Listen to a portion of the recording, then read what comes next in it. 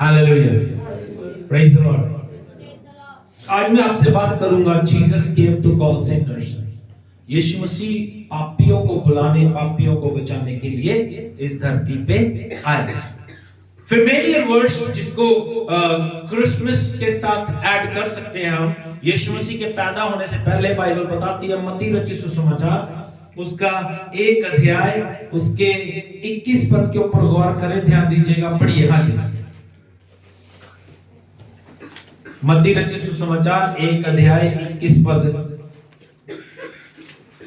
Thank you Jesus, hallelujah Lord, hallelujah Lord, hallelujah Lord, वह hallelujah। पुत्र जनेगी Bible कहती है वो पुत्र को जन्म लेगी और तू उसका नाम यीशु रखना, तो उसका नाम यीशु रखना, क्योंकि वह अपने लोगों का हाँ, उनके पापों से उद्धार करेगा। तो वो क्या करेगा?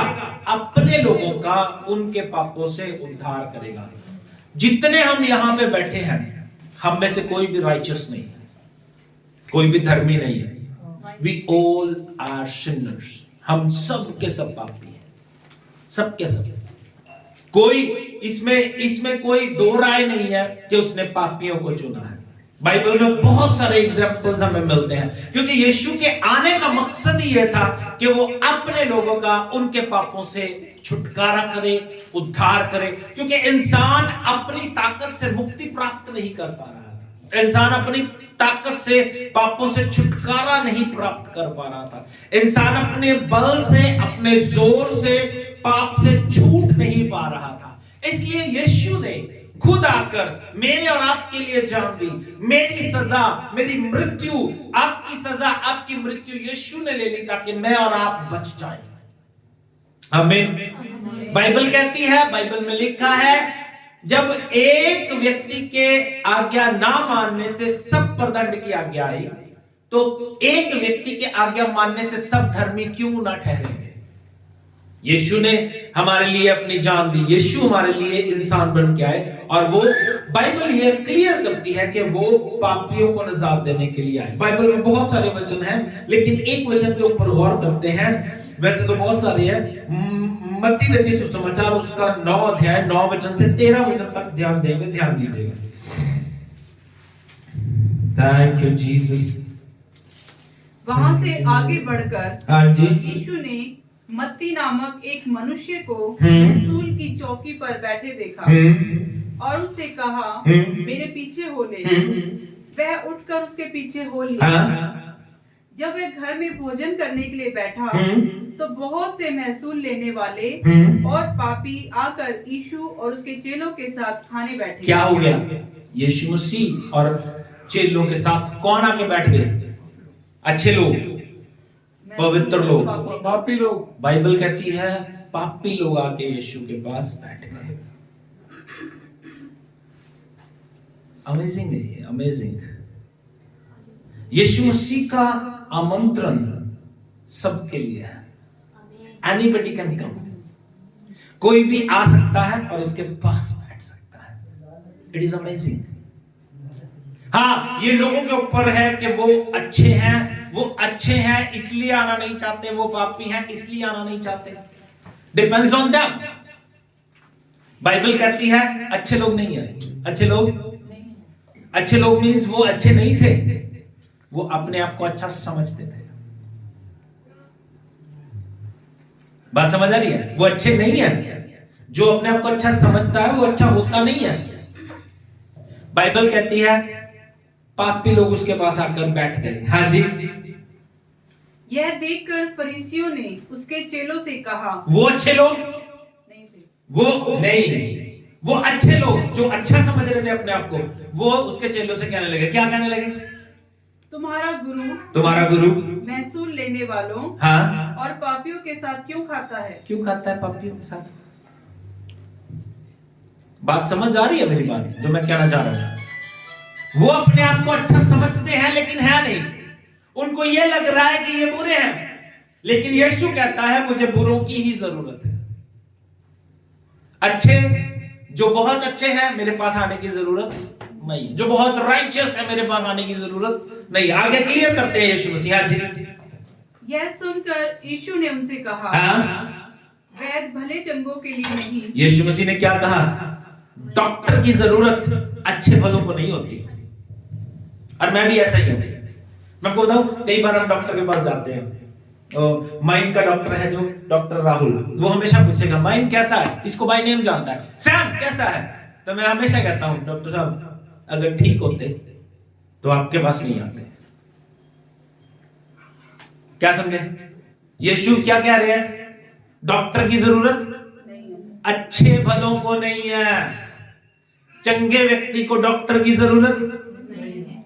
डॉक्टर की जरूरत नहीं है। इसको अगर शुगर ना होती तो इसको डॉक्टर की जरूरत, अगर ये मृत्यु के बिस्तर पे ना होती, हमने तो देखा भी नहीं, हम तो करके भूल जाते हैं, लेकिन प्रभु ने इसको जीवन दिया। डॉक्टर की जरूरत अच्छे भलों को नहीं पड़ती। प्रभु कह रहे हैं हाँ जी, परंतु बीमारों के लिए आवश्यक है। बीमारों के लिए आवश्यक है, हाँ जी। इसलिए तुम जाकर इसका अर्थ सीख लो। तुम जाकर इसका अर्थ सीखो। मैं बलिदान नहीं परंतु दया चाहता हूँ। क्योंकि मैं धर्मियों को नहीं पापियों को बुलाने आया हूँ। पापियों को बुलाने के लिए। आमीन, हालेलुया। उसने मुझे और आपको, जितने यहाँ पे बैठे हैं या कहीं पे भी चर्च में बैठे हैं, they were not good people, वो लोग अच्छे नहीं हैं। हम गंदे थे, पापी थे, इसलिए यीशु ने हमें छुड़ाया है। अब मेरी बात समझना मेरी बात, कितनी सुंदर बात बोल रहा हूं, ध्यान दीजिएगा। अगर कोई कहे ना तू गंदा है, अगर कोई कहे तो बुरा मानने वाली बात नहीं है। बुरा मानने वाली बात नहीं। अरे गंदा हो इसीलिए तो उसने चुना है। हालेलुया। हाँ, गंदा हो इसीलिए चुना है। इस बात को समझने की जरूरत है। मालूम, पतरस का फर्स्ट एनकाउंटर यीशु के साथ हुआ। यीशु ने जब उससे बात की, बाइबल बताती है उसने वचन को सुना, बड़ा एक चमत्कार देखा, बहुत सारी मछलियां घेर लाए। तब पतरस का पहला अंगीकार मालूम क्या था? क्या था? मेरे पास से चला, मैं पापी हूं, मेरे पास से चला जा। लेकिन उसको ये बात समझनी चाहिए, अरे तू पापी है इसीलिए तो यीशु तेरे पास आया है। हाँ? पतरस बता रहा है प्रभु मैं पापी हूं, मेरे पास से चला जा। यानी कि वो ये कह रहा है तू बहुत अच्छा है, मैं पापी हूं, मेरे पास से चला जा। लेकिन यीशु ये कहना चाह रहा है मैं अच्छों के लिए नहीं, पापियों के लिए ही आया हूं, इसीलिए मैं तेरे पास खड़ा हूं। बाइबल बताती है वहां पे दो किश्तियां थी, एक अच्छे व्यक्ति की थी, एक बुरे व्यक्ति की थी। यीशु ने किसको चुना? बुरे वाले को चुन लिया। पतरस बुरा है यार, इसको चुन लो। उसको भी एहसास हो गया कि मैं पापी हूं। आज भी लोग दुनिया में मिलते हैं, इवन दो क्रिश्चियन लोग मिलेंगे आपको, जो अपने आप को बहुत राइचियस समझते हैं, जो बहुत धर्मी समझते हैं, अपने आप को अच्छा समझते हैं। I am good person, I am not. मैं नहीं, मैं अच्छा नहीं हूं, क्योंकि अगर मैं अच्छा होता तो मुझे यीशु की जरूरत नहीं थी। मैं बुरा था इसलिए यीशु मेरे जीवन में आया। अंडरस्टैंड? मैं आपको एक सुंदर बात बोल रहा हूं और मैंने कई बार ये बताई भी है, सुनिएगा। Thank you Jesus. Old testament में जब भी आप देखोगे, मैंने कई बार ये बात बोली है, ध्यान दीजिएगा। वंशावली या फैमिली जो चलती है वो आदमी से चलती है। वंशावली पुराने नियम में जब भी वंशावली लिखी जाती है तो ये लिखा जाता है इब्राहिम का बेटा कौन था? अरे इब्राहिम का बेटा कौन था?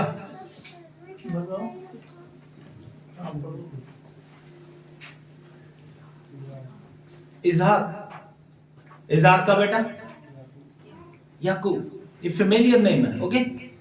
तो मां का नाम कहीं नहीं आता या स्त्री का नाम कहीं नहीं आता पुराने नियम में। लेकिन जब यीशु की बात करेंगे, यीशु मसीह की वंशावली की बात करेंगे, मत्ती 1 अध्याय में यीशु मसीह की वंशावली में स्त्रियों का नाम आता है।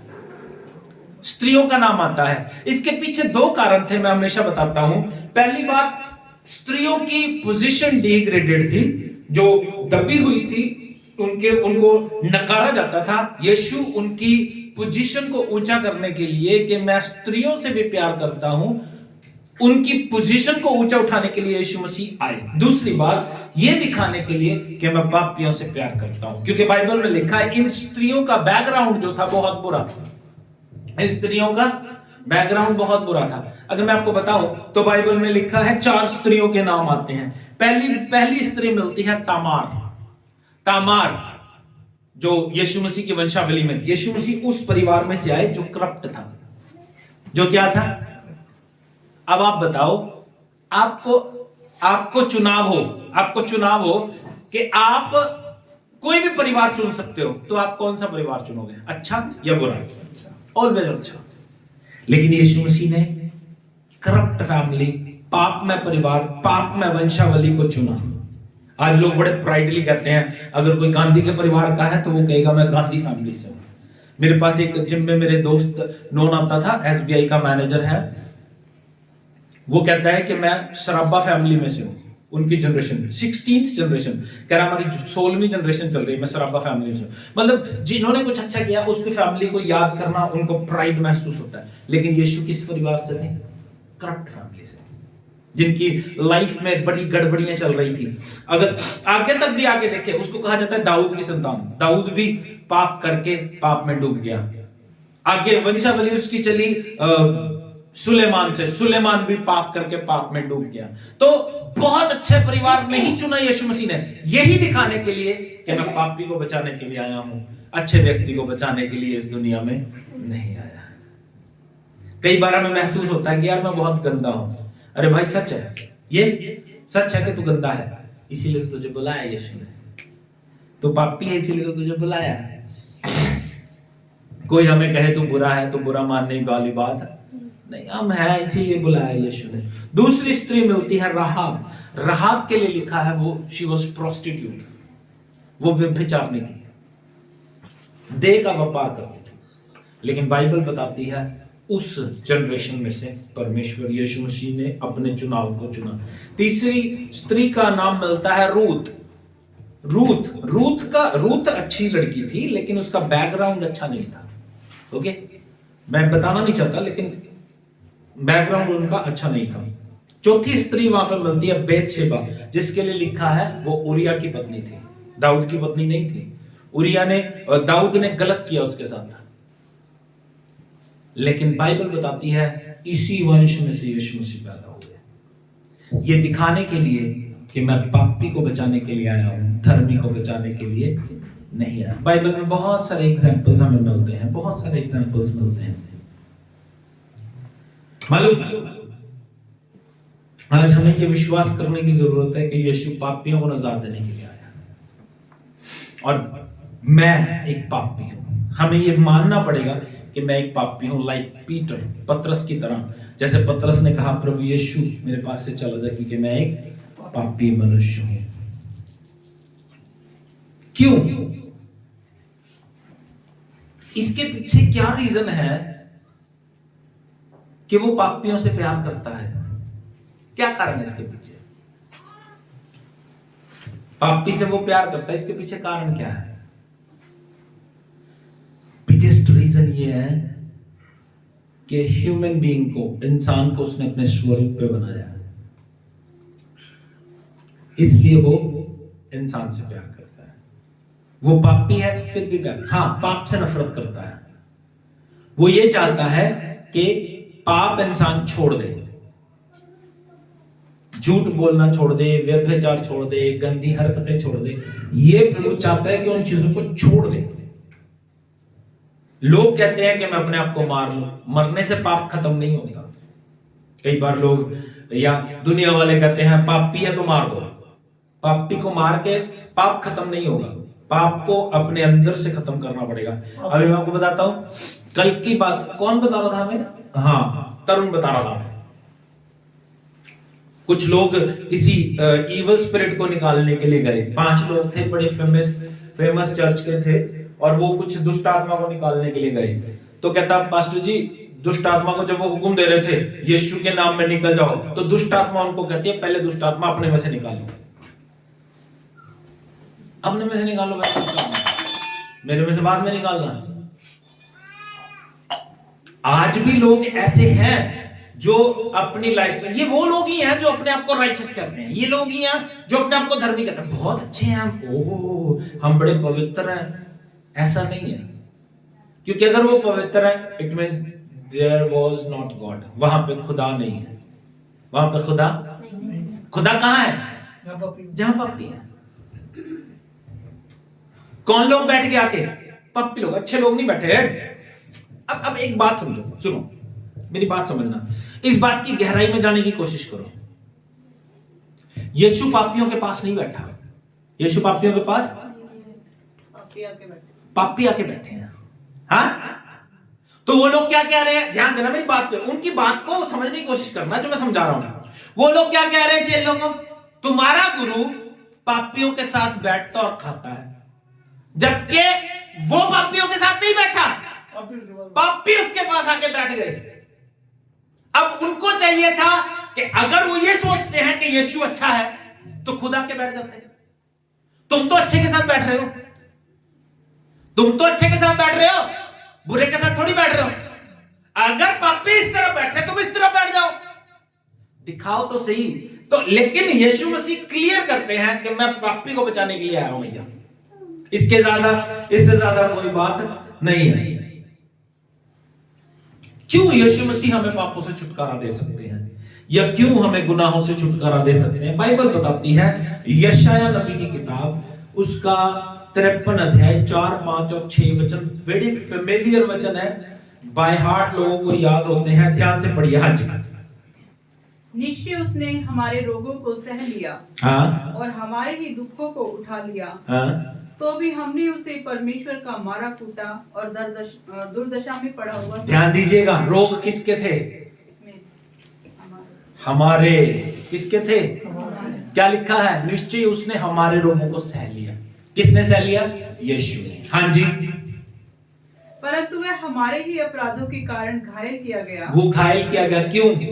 हमारे गुनाहों की वजह से, हमारे अपराधों की वजह से। हाँ जी। वह हमारे अधर्म के कामों के कारण कुचला गया, हमारे पापों के, बुरे कामों के कारण कुचला गया। हाँ जी। हमारी ही शांति के लिए उस पर ताड़ना पड़ी। क्या हो गया? हमारी शांति के लिए उस पर ताड़ना। लोगों के पास शांति नहीं है। शांति कब आएगी? जब यीशु मसीह हमारे जीवन में आ जाएगा, क्योंकि उसने हमारी शांति के लिए ताड़ना सही, हमारे लिए उसने ताड़ना सही। इवन दो बाइबल पता है क्या कहती है, इसका 52 का 14 वचन पढ़ो, यीशु मसीह की शक्ल तक बिगड़ चुकी थी, because of me and you, आपके और मेरे वजह से यीशु मसीह की सूरत बिगड़ गई। हाँ जी।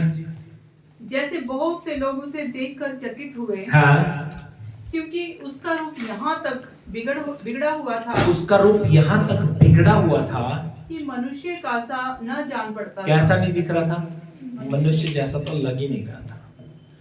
उसकी दाढ़ी नोची गई, उसके मुंह पे थप्पड़ मारे गए, उसके मुंह पे थूका गया, उसकी शक्ल बिगड़ गई इतनी मार खा के। नॉर्मली दो बंदे या एक बंदा 2 थप्पड़ 2 कुछ मार दे, हमारी शक्ल बिगड़ जाती है। बाइबल बताती है 600 सिपाही एक बार में उसके थप्पड़ मार के प्रोफेसी करने को कहते थे। उसकी दाढ़ी नोची गई, because of you and me. Obviously शक्ल बिगड़ जाएगी, शक्ल खराब हो जाएगी, इंसानों जैसी लगेगी नहीं। हाँ जी, काफी है। जिस रेफरेंस को हमने पढ़ा, मती भी एक टैक्स कलेक्टर था, जो पापियों की कैटेगरी में आता था। टैक्स कलेक्टर पापी क्यों होते थे? जो उनकी एक फीस ठहराई जाती थी, उससे ज्यादा वो टैक्स कलेक्ट करते थे। इस वजह से लोग उनको पसंद नहीं करते थे। जब यीशु ने मती को देखा तो उसे कहा, मेरे पीछे आ जा। बाइबल बताती है वो उसके पीछे हो लिया।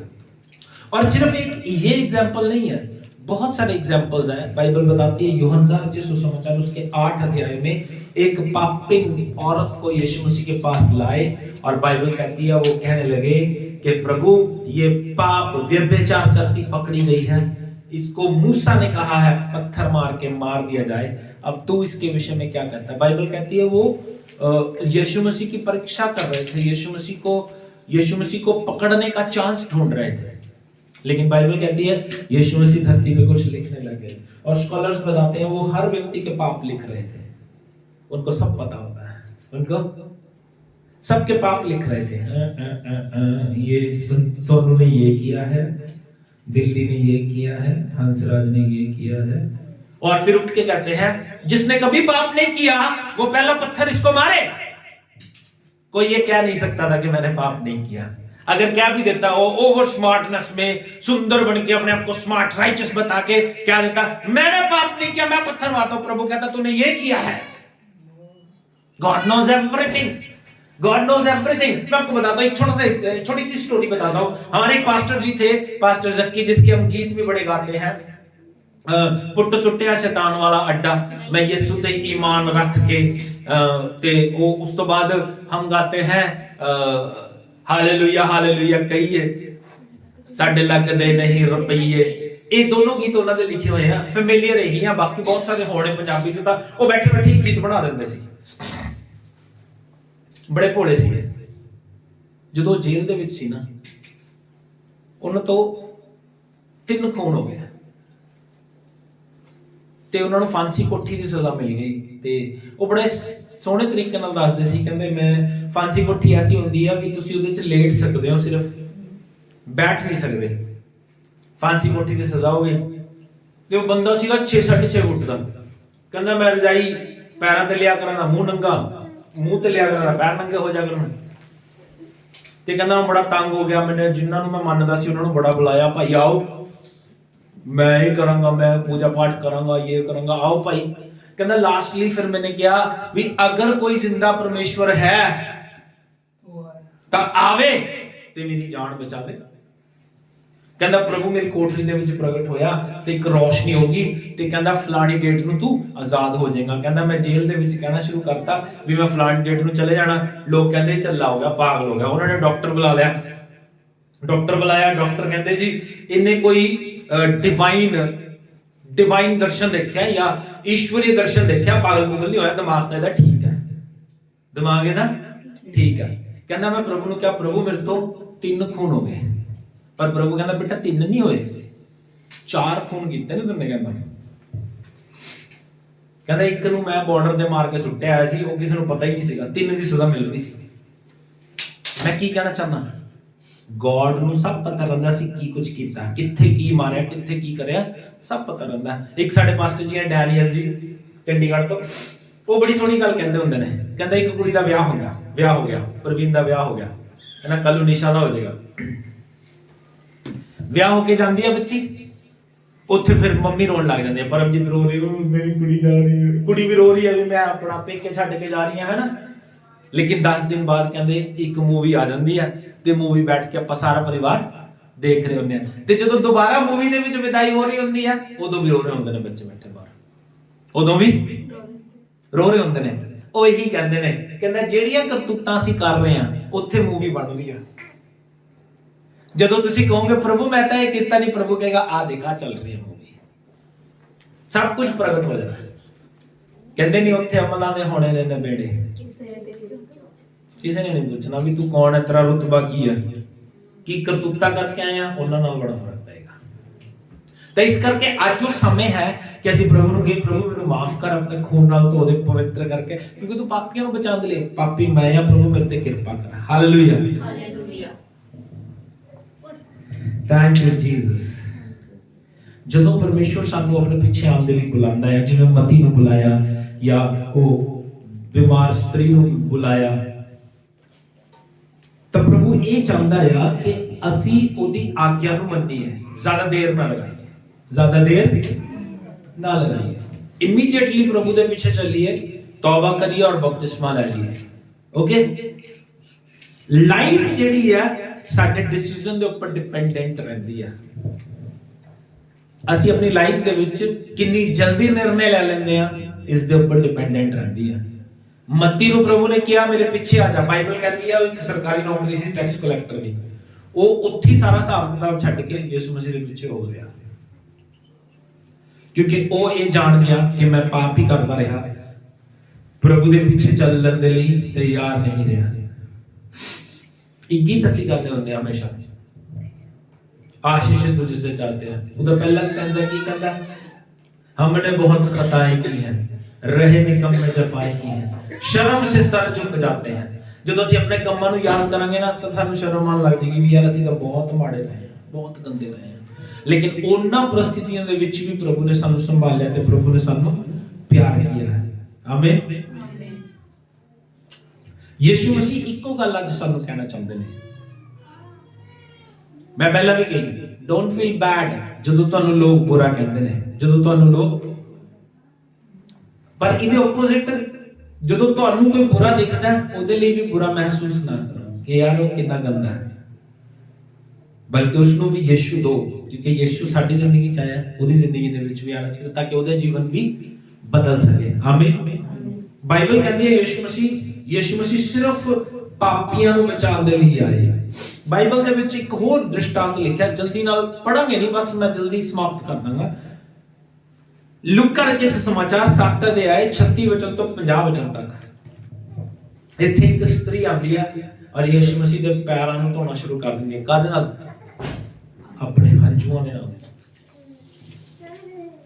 ਇੱਕ ਭੇਦ ਦੀ ਗੱਲ ਦੱਸਾਂ, ਸ਼ੀ ਵਾਸ ਪ੍ਰੋਸਟੀਟਿਊਟ, ਵਿਅਭਿਚਾਰਨੀ ਸੀ।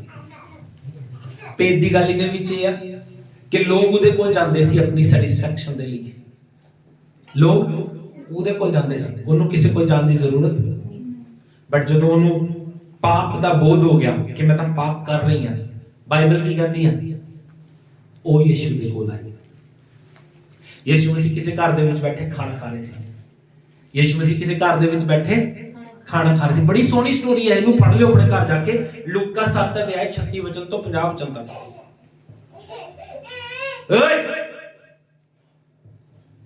ਉਹ ਉਹਨਾਂ ਦੇ ਘਰ ਆਈ, ਯਿਸੂ ਮਸੀਹ ਕਿਤੇ ਖਾਣਾ ਖਾ ਰਹੇ ਸੀ। ਬਾਈਬਲ ਕਹਿੰਦੀ ਆ ਯਿਸੂ ਮਸੀਹ ਦੇ ਪੈਰਾਂ 'ਚ ਬੈਠ ਕੇ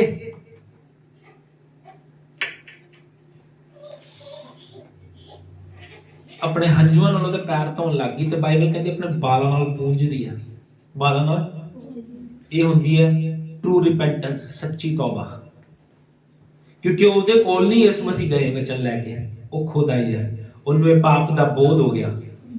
ਯਿਸੂ ਮਸੀਹ ਨੂੰ ਕੋਈ ਸ਼ਿਕਾਇਤ ਵੀ ਹੋਏਗੀ ਨਾ, ਕਦੇ ਕਰਦੇ ਨਹੀਂ ਉਹ ਕਦੇ, ਧਿਆਨ ਨਾਲ ਸੁਣਨਾ ਔਰ ਇੱਕ ਭੇਦ ਦੀ ਗੱਲ ਦੱਸ ਰਿਹਾ। ਯਿਸੂ ਮਸੀਹ ਨੂੰ ਕਦੇ ਕੋਈ ਸ਼ਿਕਾਇਤ ਵੀ ਹੋਏਗੀ ਨਾ, ਉਹ ਕਦੇ ਕਰਦੇ ਨਹੀਂ, ਕਦੇ ਵੀ ਨਹੀਂ ਕਰਦੇ।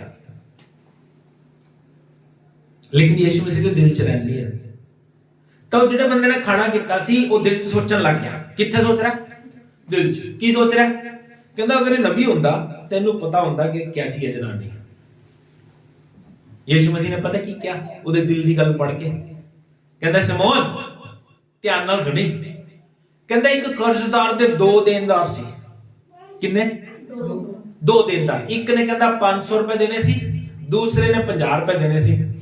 ਲੇਕਿਨ ਜਿਹੜੇ ਦੇਣਦਾਰ ਸੀ ਉਹਨਾਂ ਕੋਲੇ ਦੇਣ ਨੂੰ ਕੁਝ ਹੈ ਨਹੀਂ ਸੀ। ਕਹਿੰਦਾ ਉਹ ਜਿਹੜਾ ਮਾਲਕ ਸੀਗਾ ਕਰਜ਼ਦਾਰਾਂ ਦਾ, ਉਹਨੇ ਦੋਨਾਂ ਦਾ ਕਰਜ਼ਾ ਮਾਫ ਕਰਤਾ। ਕਹਿੰਦਾ 10 ਜ਼ਿਆਦਾ ਧੰਨਵਾਦੀ ਕੌਣ ਹੋਏਗਾ? ਕੀ ਕਹਿੰਦਾ? ਜ਼ਿਆਦਾ ਸ਼ੁਕਰਗੁਜ਼ਾਰ ਕੌਣ ਹੋਏਗਾ? ਕੌਣ ਹੋਏਗਾ? ਜਿਹਦਾ ਜ਼ਿਆਦਾ ਮਾਫ ਹੋਇਆ। ਜਿਹਦਾ। ਫਿਰ ਯਿਸੂ ਮਸੀਹ ਆਪਣੀ ਸ਼ਿਕਾਇਤਾਂ ਕਰਦੇ ਨੇ। ਕਹਿੰਦਾ ਇਹਦਾ ਜ਼ਿਆਦਾ ਮਾਫ ਹੋਇਆ ਇਸ ਕਰਕੇ ਇਹ ਜ਼ਿਆਦਾ ਪਿਆਰ ਕਰਦੀ ਹੈ, ਤੇਰਾ ਥੋੜਾ ਮਾਫ ਹੋਇਆ ਇਸ ਕਰਕੇ ਤੂੰ ਥੋੜਾ ਪਿਆਰ ਕਰਦਾ। ਕਹਿੰਦਾ ਮੈਂ ਤੇਰੇ ਘਰ ਆਇਆ, ਤੂੰ ਮੇਰੇ ਹੱਥ ਪੈਰ ਧੋਣ ਨੂੰ ਪਾਣੀ ਨਹੀਂ ਦਿੱਤਾ, ਪਰ ਜਦੋਂ ਮੈਂ ਆਇਆ ਇਹ ਹੰਝੂਆਂ ਨਾਲ ਮੇਰੇ ਪੈਰ ਧੋ ਰਹੀ ਆ। ਸ਼ਿਕਾਇਤ ਯਿਸੂ ਮਸੀਹ ਦੇ ਦਿਲ 'ਚ ਰਹਿੰਦੀ ਆ। ਧਿਆਨ ਨਾਲ ਸੁਣਨਾ ਮੇਰੀ ਗੱਲ। ਤੁਹਾਡੇ ਪ੍ਰਤੀ ਵੀ ਨਾ ਉਹਦੇ ਦਿਲ 'ਚ ਗੁਰੇਜ਼ ਰਹਿੰਦਾ ਆ, ਪਰ ਉਹ ਕਦੇ ਪ੍ਰਗਟ ਨਹੀਂ ਕਰਦਾ। ਤੁਹਾਡੇ ਨਾਲ ਉਹਨੂੰ ਸ਼ਿਕਾਇਤ ਰਹਿੰਦੀ ਹੈ, ਇਸੇ ਕਰਕੇ ਉਹ ਕਹਿੰਦਾ ਨਾ ਤੂੰ ਆਪਣਾ ਪਹਿਲਾ ਪਿਆਰ ਛੱਡ ਚੁੱਕਿਆ। ਉਹਨੂੰ ਤੁਹਾਡੇ ਨਾਲ ਵੀ ਸ਼ਿਕਾਇਤ ਰਹਿੰਦੀ ਹੈ, ਪਰ ਉਹ ਕਦੇ ਪ੍ਰਗਟ ਨਹੀਂ ਕਰਦਾ। ਪਿਆਰ ਹੀ ਬੜਾ ਕਰਦਾ। ਪਰ ਜਦੋਂ ਅਸੀਂ ਕੰਪੈਰੀਜ਼ਨ ਕਰਨਾ ਸ਼ੁਰੂ ਕਰ ਦਿੰਦੇ ਆ ਨਾ, ਮੈਂ ਚੰਗਾ ਉਹ ਮਾੜਾ, ਫਿਰ ਪ੍ਰਭੂ ਕਹਿੰਦਾ ਓਏ ਤੂੰ ਆਪਣੀ ਜੀਵਨ ਨੂੰ ਦੇਖ, ਆਪਣੀ ਕਰਤੂਤ ਦੇਖ, ਤੇਰੇ ਨਾਲ ਕੀ ਹੋਇਆ। ਕੀ ਕਹਿੰਦਾ ਪ੍ਰਭੂ? ਕਹਿੰਦਾ ਤੂੰ ਮੈਨੂੰ ਪਾਣੀ ਨਹੀਂ ਦਿੱਤਾ, ਇਹ ਆਪਣੇ ਹੰਝੂਆਂ ਨਾਲ ਮੇਰੇ ਪੈਰ ਪੂੰਝ ਰਹੀ ਹੈ। ਪ੍ਰਭੂ ਸ਼ਿਕਾਇਤ ਕਰਦਾ ਨਹੀਂ। ਸਾਨੂੰ ਸਮਝ ਲੈਣਾ ਚਾਹੀਦਾ ਮੈਂ ਸਹੀ ਕਰ ਰਿਹਾ ਕਿ ਗਲਤ ਕਰ ਰਿਹਾ। ਯਿਸੂ ਮਸੀਹ ਅਗਰ ਪਾਪੀ ਨੂੰ ਪਿਆਰ ਕਰਦਾ, ਇਹਦਾ ਮਤਲਬ ਇਹ ਨਹੀਂ ਹੈ ਵੀ ਉਹ ਪਾਪੀ ਹੋਰ ਪਾਪ ਕਰਦਾ ਰਹੇ। ਯਿਸੂ ਮਸੀਹ ਨੇ ਹਮੇਸ਼ਾ ਇੱਕ ਗੱਲ ਕਹੀ, ਉਹ 12 ਸਾਲ ਤੋਂ ਬਿਮਾਰ ਇਸਤਰੀ ਨੂੰ ਯਿਸੂ ਮਸੀਹ ਨੇ ਕੀ ਕਿਹਾ? ਜਾ ਫਿਰ ਪਾਪ ਨਾ ਕਰੀ। ਜਿਹੜੀ ਵਿਭਚਾਰ ਦੇ ਵਿੱਚ ਪਕੜੀ ਗਈ ਯੋਹੰਨਾ 8 ਅਧਿਆਇ ਦੇ ਵਿੱਚ, ਉਹਨੂੰ ਵੀ ਕਿਹਾ ਜਾ ਫਿਰ ਪਾਪ ਯਾਨੀ ਦੁਬਾਰਾ ਪਾਪ ਕਰਨ ਦੇ ਲਈ ਯਿਸੂ ਮਸੀਹ ਮਨਾ ਕਰਦੇ ਨੇ, ਕਿਉਂਕਿ ਬਿਮਾਰੀ ਸਾਡੀ ਲਾਈਫ ਦੇ ਵਿੱਚ ਪ੍ਰੋਬਲਮ ਦਾ, ਬਿਮਾਰੀ ਦਾ ਕਾਰਨ ਇੱਕੋ ਇੱਕ ਹੁੰਦਾ ਆ, ਉਹ ਪਾਪ ਆ। ਉਹ ਕੀ ਆ? ਪਾਪ ਦੀ ਵਜ੍ਹਾ ਨਾਲ ਅਸੀਂ ਬਿਮਾਰ ਹੁੰਨੇ ਆ, ਪ੍ਰੋਬਲਮ ਦੇ ਵਿੱਚ ਆਨੇ। ਬਸ ਲਾਸਟ ਗੱਲਾਂ ਬੋਲ ਕੇ ਸਮਾਪਤ ਕਰਦਾ ਹਾਂ। ਇੱਕ ਬੰਦਾ ਯਿਸੂ ਮਸੀਹ ਕੋਲ ਆਇਆ, ਇੱਕ ਨਹੀਂ 4 ਬੰਦੇ। 4 ਬੰਦਿਆਂ ਨੇ ਯਿਸੂ ਮਸੀਹ ਦੀ ਛੱਤ ਤੋੜੀ ਤੇ ਇੱਕ ਬਿਮਾਰ ਨੂੰ ਉਹਦੇ ਕੋਲ ਲਟਕਾ ਦਿੱਤਾ, ਕਿਉਂਕਿ ਬਾਈਬਲ ਕਹਿੰਦੀ ਹੈ ਦਰਵਾਜ਼ੇ ਤੇ ਭੀੜ ਬਹੁਤ ਸੀਗੀ, ਅੰਦਰ ਆਇਆ ਨਹੀਂ ਜਾ ਰਿਹਾ ਸੀ ਉਹਨਾਂ ਤੋਂ। ਪ੍ਰਭੂ ਯਿਸੂ ਮਸੀਹ ਨੇ ਉਹਨਾਂ ਦਾ ਵਿਸ਼ਵਾਸ ਨੂੰ ਦੇਖ ਕੇ ਉਸ ਰੋਗੀ ਨੂੰ ਚੰਗਾ ਕਰ ਦਿੱਤਾ। ਤੇ ਕੀ ਕਿਹਾ ਯਿਸੂ ਮਸੀਹ ਨੇ? ਕਿਹਾ ਯਿਸੂ ਮਸੀਹ ਨੇ ਦੁਆ ਨਹੀਂ ਕੀਤੀ ਵੀ ਠੀਕ ਹੋ ਜਾ ਤੂੰ। ਯਿਸੂ ਮਸੀਹ ਨੇ ਨਹੀਂ ਕਿਹਾ ਤੂੰ ਠੀਕ ਹੋ ਗਿਆ। ਯਿਸੂ ਮਸੀਹ ਨੇ ਕੀ ਕਿਹਾ? ਜਾ, ਤੇਰੇ ਪਾਪ ਮਾਫ ਹੋਏ। ਲੋਕ ਬੜੀਆਂ ਗੱਲਾਂ ਕਰਨ ਲੱਗ ਗਏ ਵੀ ਪਾਪ ਤਾਂ ਸਿਰਫ ਰੱਬ ਹੀ ਮਾਫ ਕਰ ਸਕਦਾ, ਇਹ ਕਿਵੇਂ ਕਰ ਸਕਦਾ? ਉਹ ਕੀ ਕਹਿਣਾ ਚਾਹ ਰਿਹਾ ਸੀ? ਵੀ ਮੈਂ ਰੱਬ ਹਾਂ, ਮੈਨੂੰ ਪਾਪ ਮਾਫ ਕਰਨ ਦਾ ਅਧਿਕਾਰ ਆ। ਉਹ ਤਾਂ ਬਿਮਾਰੀ ਤੋਂ ਚੰਗਾਈ ਲੈਣ ਆਇਆ ਸੀ। ਫਿਰ ਯਿਸੂ ਮਸੀਹ ਨੇ ਕਿਉਂ ਕਿਹਾ ਤੇਰੇ ਪਾਪ ਮਾਫ ਹੋਏ? ਕਿਉਂਕਿ ਬਿਮਾਰੀ ਪਾਪ ਦੀ ਵਜ੍ਹਾ ਨਾਲ ਹੀ ਆਉਂਦੀ ਹੈ। ਯਾਨੀ ਜੇ ਪਾਪਾਂ ਦੀ ਮਾਫੀ ਮਿਲ ਗਈ ਤਾਂ ਸਮਝ ਲਓ ਅਸੀਂ ਚੰਗੇ ਹੋ ਗਏ। ਗੱਲ ਸਮਝ ਆ ਗਈ? ਸਿੰਪਲ ਗੱਲ ਹੈ। ਇੱਕ ਲਾਸਟ ਵਚਨ ਬੋਲ ਕੇ ਸਮਾਪਤ ਕਰ ਦਾਂਗਾ। ਪਹਿਲਾ ਤਿਮੋਥਿਉਸ 1:15 ਜਲਦੀ ਪੜਾਂਗੇ, ਬੜਾ ਸੋਹਣਾ ਪਦ ਹੈ। ਪਹਿਲਾ ਤਿਮੋਥਿਉਸ 1:15 ਪੜ੍ਹ ਕੇ ਸਮਾਪਤ ਕਰ ਦਾਂਗੇ। ਕੀ ਕਹਿੰਦਾ ਸੰਤ ਪੌਲੁਸ? ਬੜੀ ਸੋਹਣੀ ਗੱਲ ਕਹਿੰਦਾ, ਸੁਣੀਏ। ਹਾਂਜੀ, यह बात सच और हर प्रकार से मानने के योग्य है। ਕਹਿੰਦਾ ਇਹ ਗੱਲ ਸੱਚ ਤੇ ਹਰ ਪ੍ਰਕਾਰ ਨਾਲ ਮੰਨਣ ਯੋਗ ਆ। कि मसीह यीशु मसीह पापियों का उद्धार करने के लिए जगत में आया। जगत में आया उद्धार करने के लिए। किनका? पापियों का। हाँ जी, जिनमें सबसे बड़ा पापी मैं हूँ। की कहंदा? जिन्ना चो सब तो बड़ा पापी मैं हूँ। वो ही नहीं कह रहा पापी सी ना हूं, ये नहीं कह रहा पापी सी। की कह रहा? क्योंकि ਅਸੀਂ ਰੋਜ਼ ਪਾਪ ਕਰਦੇ ਹਾਂ। ਕਈ ਵਾਰ ਸਾਨੂੰ ਗੁੱਸਾ ਆ ਜਾਂਦਾ। ਸਾਡਾ ਜਿਹੜਾ ਕੈਰੈਕਟਰ ਕੈਟਾਗਰੀ ਆ ਯਿਸੂ ਮਸੀਹ ਦੇ ਸਟੈਂਡਰਡ ਤੇ ਨਹੀਂ ਪਹੁੰਚ ਪਾਉਂਦੇ ਅਸੀਂ। ਬਹੁਤ ਸਾਰੀਆਂ ਕਮੀਆਂ ਸਾਡੇ ਅੰਦਰ ਨੇ। ਗੁੱਸਾ ਕਰ ਜਾਂਦੇ ਆ, ਨਜਾਇਜ਼ ਗੱਲਾਂ ਤੋਂ ਹੀ ਗੁੱਸਾ ਕਰ ਜਾਂਦੇ ਆ, ਹੈ ਨਾ। ਇੱਕ ਵਿਸ਼ਵਾਸੀ ਵੱਧ ਰਿਹਾ, ਉਹਦੇ ਤੇ ਹੀ ਗੁੱਸਾ ਆ ਜਾਂਦਾ ਵੀ ਇਹ ਵੱਧ ਕਿਉਂ ਰਿਹਾ, ਤੂੰ ਵੀ ਪ੍ਰਾਰਥਨਾ ਕਰ ਲੈ, ਤੂੰ ਵੀ ਵੱਧ ਜਾ, ਹੈ ਨਾ। ਤਾਂ ਇਹ ਸਾਰੇ ਪਾਪ ਜਿਹੜੇ ਸਾਡੇ ਅੰਦਰ ਪਏ ਰਹਿੰਦੇ ਨੇ। ਤਾਂ ਪਾਪ ਅੱਜ ਵੀ ਅਸੀਂ ਪਾਪੀ ਆ। ਬਾਈਬਲ ਕਹਿੰਦੀ ਹੈ ਯਿਸੂ ਮਸੀਹ ਪਾਪੀਆਂ ਦਾ ਛੁਟਕਾਰਾ ਦੇਣ ਦੇ ਲਈ ਆਇਆ, ਜਿਨ੍ਹਾਂ ਚੋਂ ਸਭ ਤੋਂ ਵੱਡਾ ਪਾਪੀ ਮੈਂ ਆ। ਹਰ ਇੱਕ ਉਹ ਬੰਦਾ ਜਿਹੜਾ ਇਹ ਕਹਿੰਦਾ ਹੈ ਕਿ ਮੈਂ ਪਾਪੀ ਆ, ਉਹਨੂੰ ਯਿਸੂ ਮਸੀਹ ਛੁਟਕਾਰਾ ਦੇ ਸਕਦਾ, ਉਹਨੂੰ ਯਿਸੂ ਮਸੀਹ ਉद्धार ਦੇ ਸਕਦਾ। ਆਪਣੀ ਗਲਤੀਆਂ ਗੁਨਾਹਾਂ ਨੂੰ ਮੰਨ ਕੇ ਛੱਡ ਦਈਏ ਔਰ ਦੁਬਾਰਾ ਨਾ ਕਰੀਏ। ਅੱਜ ਇਸ ਗੱਲ ਨੂੰ ਆਪਣੀ ਜ਼ਿੰਦਗੀ ਦੇ ਵਿੱਚ ਲੈ ਕੇ ਜਾਈਏ ਕਿ ਯਿਸੂ ਮਸੀਹ ਪਾਪੀਆਂ ਨੂੰ ਨਜਾਤ ਦੇਣ ਦੇ ਲਈ ਆਇਆ। ਧਰਮੀਆਂ ਨਾਲ ਉਹਦਾ ਕੋਈ ਸਰੋਕਾਰ ਨਹੀਂ ਹੈ। ਜਿਹੜਾ ਆਪਣੇ ਆਪ ਨੂੰ ਧਰਮੀ ਕਹਿੰਦਾ ਹੈ, ਜਿਹੜਾ ਆਪਣੇ ਆਪ ਨੂੰ ਰਾਈਚੀਅਸ ਕਹਿੰਦਾ ਹੈ, ਉਹਦੇ ਨਾਲ ਉਹਦੀ ਕੋਈ ਰਿਸ਼ਤੇਦਾਰੀ ਨਹੀਂ ਹੈ, ਕਿਉਂਕਿ ਉਹ ਪਾਪੀਆਂ ਨੂੰ ਪਸੰਦ ਕਰਦਾ ਹੈ। ਹਾਂ, ਪਾਪ ਤੋਂ ਨਫ਼ਰਤ ਕਰਦਾ ਹੈ। ਪਾਪ ਨੂੰ ਛੱਡ ਦਈਏ। ਅਸੀਂ ਪਾਪੀ ਰਵਾਂਗੇ ਕਿਉਂਕਿ ਜਦੋਂ ਤੱਕ ਇਹ ਦੇਹ ਆ, ਅਸੀਂ ਪਾਪ ਕਰਦੇ ਹੀ ਰਹਿਣਾ। ਕਿਤੇ ਨਾ ਕਿਤੇ ਝੂਠ, ਕਿਤੇ ਨਾ ਕਿਤੇ ਫਰੇਮ, ਕਿਤੇ ਨਾ ਕਿਤੇ ਠੱਗੀ ਇਨਸਾਨ ਕਰਦਾ ਹੀ ਰਹਿੰਦਾ। ਇਹ ਸਾਰੀਆਂ ਗੱਲਾਂ ਨੂੰ ਛੱਡਣ ਦੇ ਲਈ ਸਾਨੂੰ ਦੇਹ ਛੱਡਣੀ ਪਏਗੀ। ਇਸ ਕਰਕੇ ਜਦੋਂ ਤੱਕ ਦੇਹ ਦੇ ਵਿੱਚ ਆ, ਬਸ ਪ੍ਰਭੂ ਦੀ ਮਹਿਮਾ ਕਰੀਏ ਔਰ ਪ੍ਰਭੂ ਦੇ ਰਾਜ ਦੇ ਵਿੱਚ ਵਧਦੇ ਰਹੀਏ।